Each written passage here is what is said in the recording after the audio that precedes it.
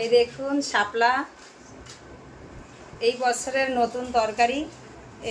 এটা বাংলাদেশের জাতীয় ফুল। তো আজকে আমি শাপলা দিয়ে ইলিশ মাছের মাথাতে ঘন্ট করব। কিভাবে করি প্রথম থেকে শেষ পর্যন্ত দেখতে থাকেন। ভালো লাগলে লাইক, কমেন্ট, সাবস্ক্রাইব।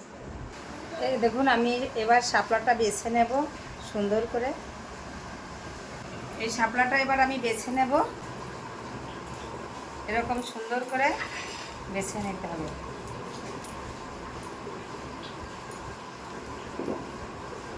একে একে সব নালগুলো আমি বেছে নিয়েছি, এবার ভালো করে কুচিয়ে নেব। এই দেখুন সুন্দর করে এইভাবে কুচিয়ে নিতে হবে। জিরে বেটে নিচ্ছি। নালির ঘন্ট রান্না করার জন্য কুটে ধুয়ে তো গুছিয়ে নিয়েছি। কড়াইতে দিয়ে দিচ্ছি সাদা তেল।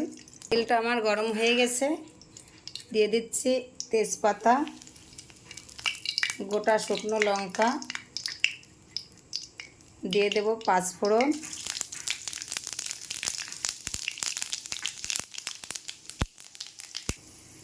ফোড়নটা হয়ে গেছে। এবার দিয়ে দিচ্ছি ইলিশ মাছের মাথা আর একটা লেবু, মধ্যে দিয়ে দিচ্ছি কাঁচা লঙ্কা।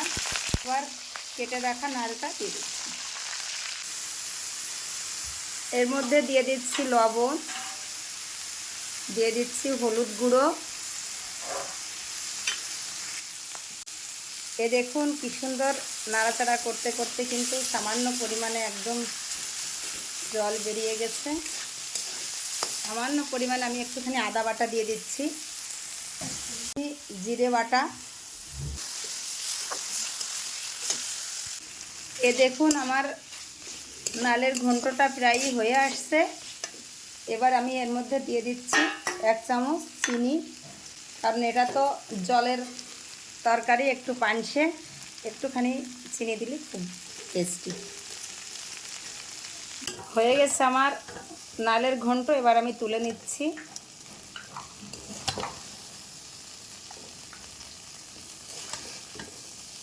মাছের মাথা দিয়ে ঘন্ট,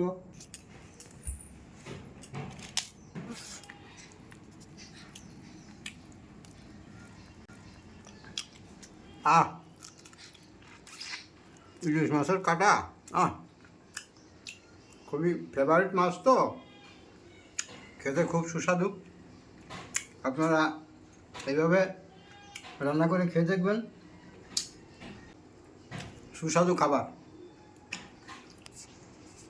এভাবে রান্না করে খেয়ে দেখবেন, আর বেশি বেশি করে আমাদের চ্যানেলকে সাবস্ক্রাইব করবেন।